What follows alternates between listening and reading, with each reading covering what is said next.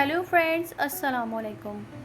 आज जो मैं आपको नावल सुनाऊंगी उस नावल का नाम है धुंध और इसकी राइटर हैं आमना इकबाल। ये नावल बहुत ही ज़्यादा इंटरेस्टिंग है और बहुत ज़्यादा रोमांटिक है। नावल लवर्स प्लीज़ ज़रूर सब्सक्राइब कीजिए और ज़रूर सुनिए, और जिन लोगों ने मेरा चैनल सब्सक्राइब कर दिया है मैं उन लोगों को बहुत ही ज़्यादा शुक्रिया अदा करना चाहती हूँ, और जिन लोगों ने मेरा चैनल अभी तक सब्सक्राइब नहीं किया है सो प्लीज़ मेरे चैनल को ज़रूर सब्सक्राइब कीजिए और बहुत प्यारी नावल स्टोरीज़ के साथ कनेक्टेड रहिए। तो आइए शुरू करते हैं आज का नावल धुंध।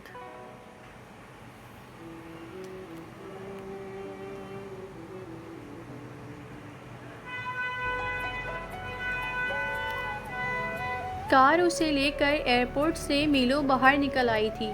रास्ते में कई बस्तियां आईं और गुजर गईं। वो पिछली सीट पर बैठी महवियत से खिड़की से बाहर देख रही थी। इक्का दुक्का चीड़ के दरख्त अब तादाद में बढ़ने लगे थे। गाड़ी भी अब चढ़ाई चढ़ने लगी थी। सिया बल खाती सड़क के एक तरफ खाई और दूसरी तरफ पहाड़ पर सदाबहार पायनीर का जंगल, और फिर तो गहरी खाइयों घने जंगलों का सिलसिला ही शुरू हो गया। गाड़ी चक्करदार सड़क पर ऊपर ही ऊपर चलती गई। नीचे खाई में बादल ही बादल छा रहे थे। सड़क पर कोहरा इस कदर आसिमटा था कि रास्ता नज़र आना मुश्किल हो गया था। उस पर टिप टिप बूंदें पड़ने लगी थीं।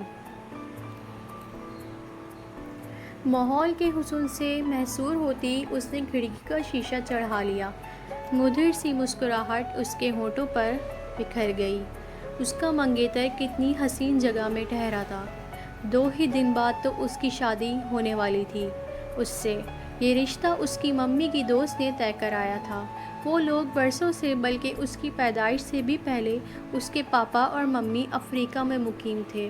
वो वहीं पैदा और पली बड़ी थी। पापा तो उसके पैदाइश के चंद साल बाद फौत हो गए थे। बस मम्मी ही थी और दोनों एक दूसरे के सहारे जी रही थीं। मकान था, बिजनेस था, कुछ बैंक बैलेंस भी था। वक्त अच्छा गुजर रहा था। वो जवान हुई, ग्रेजुएशन कर ली तो मम्मी को उसकी मुस्तकबिल की फ़िक्र लाहक हो गई। गो उसने कबल मम्मी को पाकिस्तान के बारे में कभी ख्याल नहीं आया था। मगर वो जवान हुई तो उसका रिश्ता बहरहाल अपने मुल्क में करने का ही सोच लिया था। वहीं मम्मी की एक पाकिस्तानी दोस्त थी। उनके रिश्ते की बहन कुवैत में रहती थी। उन्हीं का बेटा था, अच्छा तालीम याफ्ता, बरसरे रोज़गार था। मम्मी की दोस्त के ज़रिए ही सब तय हुआ, मगर मम्मी को शायद इतनी ही मोहलत मिली थी खुदा से। उसकी मज़ीद खुशियाँ उनकी किस्मत में नहीं लिखी थीं। महीना भर कबल उसकी 19वीं सालगिरह के दिन ही इनका अचानक ब्रेन हैमरेज हुआ और वो अल्लाह को प्यारी हो गई। उसका अब दुनिया में कोई नहीं था। वो अकेली रह गई थी। मम्मी की दोस्त ने उसे सहारा दिया, अपने घर ले आई। कोई तो अपने रिश्ते की बहन को तमाम हालात बताकर शादी की तारीख मुकर्रर करवाई। वो लोग प्रोग्राम के मुताबिक शादी की तकरीब अपने अजीज़ों में आकर करने पहले ही पाकिस्तान पहुंच चुके थे। वो खुद उसे आंटी ने कल वहां से रवाना कर दिया था। वो बिल्कुल अजनबी थी यहाँ, मगर उसे कोई तकलीफ़ नहीं उठाना पड़ी। एयरपोर्ट से जो ही बाहर निकली उसके ससुराल वालों की गाड़ी उसे लेने वहाँ मौजूद थी। भीगे सब्ज़ाज़ारों, चीड़ों, सनोबरों, बोझल घटाओं और रिमझिम पड़ती फुआर में गाड़ी घूमकर आगे बढ़ती हुई कदरे ऊंचाई पर वाक़े पत्थरों की बनी एक खूबसूरत कोठी के आगे रुक गई। बूढ़ा चौकीदार करीब आया। ड्राइवर भी बाहर निकल आया। गाड़ी की डिग्गी से उसका सूटकेस और बैग निकालकर उसने चौकीदार के हवाले किए। आइए, उसने पिछला दरवाज़ा खोलते हुए उसे मुखातिब किया। वो बाहर निकल आई। इर्द गिर्द निगाह की जन्नत निगाह नज़ारों में ये कोठी खासी सुनसान जगह पर वाक़ थी। दूर पार इक्का दुक्का मकान नज़र आ रहे थे। हर तरफ सुकूत छाया हुआ था। बारिश से बचने के लिए वो बरामदे की तरफ बढ़ी। चलिए, ड्राइवर ने मज़ीद कहा। जाने क्या बात थी, उसे सब कुछ चुप चुप सा, खामोश खामोश सा, रुका रुका सा लग रहा था। وہ بھی خاموشی سے اس کے پیچھے ہو لی۔ لکڑی کی چند سیڑھیاں چڑھتے ہوئے اسے اپنے قدموں کی آہٹ ماحول کے سناٹے کو چیرتی ہوئی محسوس ہوئی۔ اندر چلیے۔ اوپر پہنچ کر ایک کمرے کے دروازے پر رکتے ہوئے ڈرائیور نے پھر کہا، وہی چپ چپ سا خاموش سا انداز۔ وہ کمرے میں داخل ہو گئی۔ یہ لیجیے۔ باہر سے اس نے ایک بند لفافہ تھما دیا۔ وہیں کھڑے کھڑے اس نے کھولا۔ مس، یہاں سے بھاگنے کی کوشش مت کیجیے گا، میرے آدمی آپ کو ایسا کرنے نہیں دیں گے۔ زار۔ انگریزی میں لکھے 2 جملے تھے، مگر چند ثانیے جیسے وہ کچھ سمجھ ہی نہ سکی۔ الجھی سی ڈرائیور کو دیکھنے لگی، لیکن اس کی گھورتی نظروں میں جیسے کچھ تھا، کوئی بات، کوئی راز، کوئی پردہ۔ اس کی چھٹی حس نے کہا، خطرہ ہے یہاں، اور گھبرا کر وہ دروازے کی طرف لپکی۔ آپ باہر نہیں جا سکتی۔ ڈرائیور کا لہجہ بہت پراسرار تھا، اور قبل اس کے کہ وہ دروازے کی طرف پہنچ پاتی، اس نے دروازہ بند کر دیا۔ اس نے دروازہ پیٹا، مگر وہ باہر سے تالا لگا چکا تھا۔ وہ پریشان سے پچھلے دروازے کی طرف لپکی، وہ بھی باہر سے بند تھا۔ کھڑکیاں دیکھیں، لوہے کی مضبوط سلاخیں لگی تھیں۔ نڈھال ہو کر وہ ایک طرف رکھے صوفے پر ڈھیر ہو گئی۔ وہ کہاں آ گئی تھی؟ یہ کون لوگ تھے؟ کہیں اس کے منگیتر یا سسرال والوں نے اس کے ساتھ دھوکہ تو نہیں کیا تھا؟ آج کل تو طرح طرح کے فراڈ ہو رہے تھے شادیوں کے سلسلے میں، مگر نہیں، وہ شریف لوگ تھے۔ آنٹی کا خاندان اچھا تھا۔ ان لوگوں کے متعلق ایسا سوچنا اسے اچھا نہیں لگا۔ پھر کون ہو سکتے ہیں یہ لوگ؟ کون جانتا تھا اسے اس شہر میں؟ کیا مقصد تھا ان لوگوں کا؟ سوالوں کی بھرمار سے وہ پاگل ہوئی جا رہی تھی۔ مان اسے نیچے گاڑی سٹارٹ ہونے کی آواز آئی۔ اٹھ کر اس نے کھڑکی میں سے دیکھا، وہی ڈرائیور واپس جا رہا تھا۔ بوڑھا چوکیدار بھی نیچے کھڑا جاتی گاڑی کی سمت دیکھ رہا تھا۔ ایک اور بھی آدمی تھا، کندھے پر کارتوسوں کی پیٹی اور ہاتھوں میں بندوق تھی۔ خوف زدہ ہو کر وہ کھڑکی سے ہٹ آئی۔ اب کیا ہوگا؟ کہاں پھنس گئی تھی وہ؟ کیا کرے وہ؟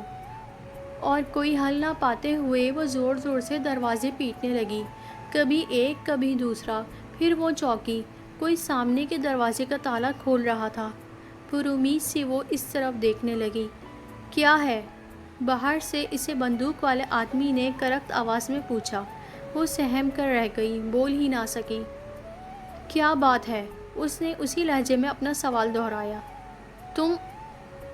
آپ لوگ کون ہیں؟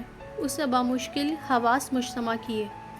کیا بیکار سوال ہے، آدمی جھنجھلایا سا بولا، اور پھر سے دھڑام سے دروازہ بند کرتے ہوئے دوبارہ تالا لگا دیا۔ سر دونوں ہاتھوں میں تھام کر وہ بے سوچ سی سامنے کے بستر پر پڑی رہی۔ اسے کچھ سمجھ نہیں آ رہی تھی، کچھ سجائی نہ دے رہا تھا اس معمہ کا، ان بھول بھلائیوں کا۔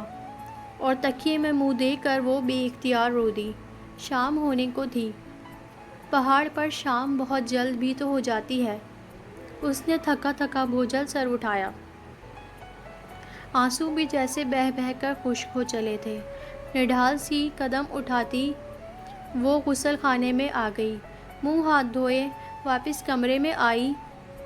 ٹین کی چھتوں پر اب بھی بارش کی بوچھاڑ ہو رہی تھی۔ وہ کھڑکی میں آ کھڑی ہوئی۔ نیچے سڑک پر بارش کا پانی سیلاب کی مانند بہہ رہا تھا۔ سامنے کی کھائی میں پانی ندی کی صورت میں اتر رہا تھا۔ قریب کی چیڑ صنوبر کے اونچے درخت چپ چاپ کھڑے تھے۔ بجلی چمک رہی تھی، آسمان گرج رہا تھا، ہوا چل رہی تھی، مگر پائنیز کے درختوں میں جنبش تک نہ تھی۔ پائنیز کے درختوں میں بھی بادل تیر رہے تھے، آس پاس کی ہر چیز کو لپیٹ میں لے رہے تھے۔ آسمان جھک آیا تھا جیسے زمین پر۔ بادل اب اس سمت آ رہے تھے۔ پائن کے درخت، سڑک، کوٹھی کی عمارت، غرض ہر شے نظروں سے اوجھل ہو رہی تھی۔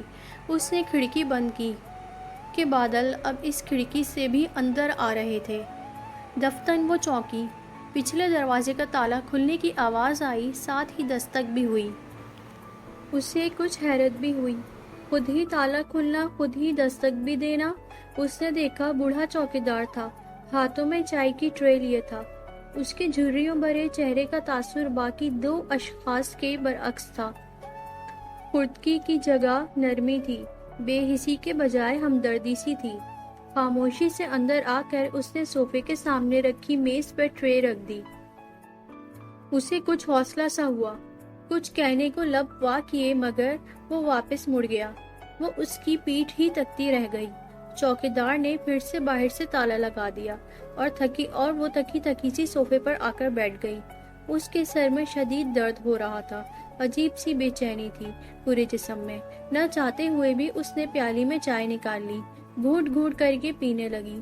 ذہن اب بھی وہی سوال کیے جا رہا تھا، اسے یہاں کون لایا تھا، کیوں لایا تھا، اور مزید کہ اسے یہاں کب تک رکھا جائے گا۔ کوئی کچھ بتا بھی تو نہیں رہا تھا۔ چوکیدار سے کچھ آس بندی تھی، مگر وہ بھی اتنی جلدی مڑ کر واپس ہوا کہ بات ہونٹوں تک آتے آتے رہ گئی۔ کیا کرے وہ؟ اپنی بے بسی پر دو آنسو لڑک کر اس کے خوبصورت گالوں پر آ رہے تھے۔ زار۔ اچانک سے اسے خیال آیا، کون تھا یہ؟ کیا چاہتا تھا یہ اس سے؟ سوچ سوچ کر اس کا ذہن جواب دینے لگا۔ خالی کپ ٹرے میں رکھ کر وہ اٹھ کھڑی ہوئی، کمرے سے ملحقہ دوسرے کمرے میں چلی گئی۔ اس کے دروازے دیکھے، وہ بھی باہر سے بند تھے، کھڑکیاں ان میں بھی لوہے کی طاقتور سلاخیں لگی تھیں۔ کمرے سے نکل کر کوریڈور میں آ گئی، پھر باقی کمروں میں ہر طرف گھومی پھری۔ کوٹھی اندر سے کھلی، مگر باہر سے ہر طرف مکمل بند تھی، وہ پوری طرح قید تھی۔ اس نے کھڑکی میں سے دیکھا، کچن قدرے فاصلے پر اور الگ تھلگ تھا۔ چوکیدار وہیں اندر باہر ہو رہا تھا، شاید کھانا وغیرہ وہی بناتا تھا۔ تھکے تھکے قدموں سے وہ واپس اسی کمرے میں آ گئی۔ باہر شام کے سائے پھیل رہے تھے، جل تھل برستی بارش تھم سی گئی تھی، مگر سردی خاصی بڑھ گئی تھی۔ اس کے پاس گرم کپڑے نہیں تھے۔ اس نے تو جس جگہ پہنچنا تھا اس کے اندازے کے مطابق ابھی وہاں سردی شروع نہیں ہوئی تھی۔ پہاڑ پر آتے آتے اسے خیال میں ہی آتا تھا کہ سسرال والوں نے تو کسی میدانی علاقے میں شادی کی تقریب کے لیے کوٹھی کرائے پہ لی تھی، مگر زیادہ دھیان اس لیے نہیں دیا کہ ہزاروں میل دور واقع ایک ملک سے دوسرے ملک کے علاقوں اور موسموں کی تفصیل میں شاید اس سے ہی غلطی ہو گئی تھی۔ کاش وہ ادھر ہی شور مچا دیتی، شاید وہیں کوئی مدد کے لیے آ جاتا، مگر وہ تو بھروسے میں ماری گئی۔ اس کے تو وہم و گمان میں بھی نہ تھا کہ اس کے ساتھ ایسا واقعہ بھی ہو سکتا تھا۔ کیا تھا یہ سب؟ کیا مقصد تھا ان لوگوں کا؟ پھر سے وہی سوالات نے اسے گھیرنے لگے۔ کوئی تو اسے بتائے، کوئی تو بات کرے، کچھ تو پتہ چلے، کچھ تو معلوم ہو۔ بستر میں گھس کر وہ بے اختیار رو دی، پھوٹ پھوٹ کر، بلک بلک کر، روتے روتے وہ بے سوت ہو گئی، غنودگی سی طاری ہونے لگی۔ تب بھی باہر سے تالا کھلنے کی آواز پر وہ چونکی۔ وہی دستک پھر سے ہوئی، ایک بار پھر وہی چوکیدار ٹرے ہاتھوں میں لیے نظریں جھکائے چلا آ رہا تھا۔ وہ اٹھ کر بیٹھ گئی۔ کھانا کھا لو بیٹی، اس کی آواز میں ہمدردی تھی۔ بابا یہ کون لوگ ہیں؟ حوصلہ پاتے ہی اس نے سوال کیا۔ ایک لمحے کو بوڑھے چوکیدار کی نظریں اوپر اٹھیں۔ اس کی نظروں میں اس کے لیے افسوس تھا، ہمدردی تھی، دکھ تھا، مگر دوسرے ہی لمحے وہ چائے کی خالی برتن اٹھا کر دروازے کی طرف بڑھا، کوئی بھی جواب دیے بنا، کچھ بھی بولے بغیر۔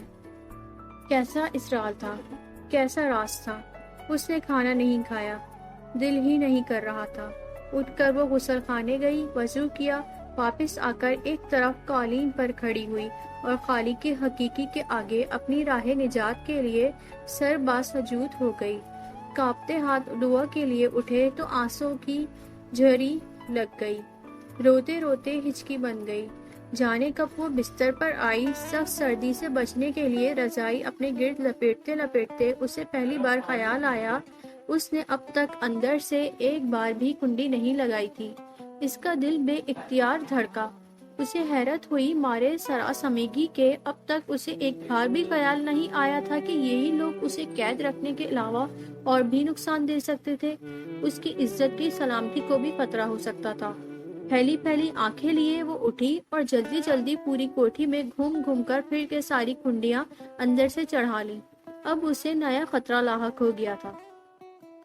باقی کی تمام رات اس نے آنکھوں میں کاٹی۔ ذرا سا بھی کھٹکا ہوتا تو وہ اٹھ کر بیٹھ جاتی۔ دل اس قدر زور سے دھڑکنے لگتا کہ وہ خود اسے اپنی دھڑکنیں سنائی دینے لگتی۔ 2 دن اور گزر گئے۔ وہ اب بھی قید تنہائی کاٹ رہی تھی۔ اب بھی طرح طرح وسوسے لاحق تھے اسے، مگر جس بات کے اسے اپنے انجان سے زیادہ فکر تھی اپنی عزت کی، تو اس کے کمرے کے اندر سوائے بوڑھے چوکیدار کے آج تک کسی آدمی نے قدم نہیں رکھا تھا، اور نہایت نیک اور خدا ترس انسان لگتا تھا۔ آج پھر پہر پچھلے دنوں کے بنسبت پہرا زیادہ سخت تھا۔ 2 مسلح آدمی مزید آ گئے تھے اس کی چوکیداری کرنے۔ آج اس کی شادی کا بھی تو دن تھا۔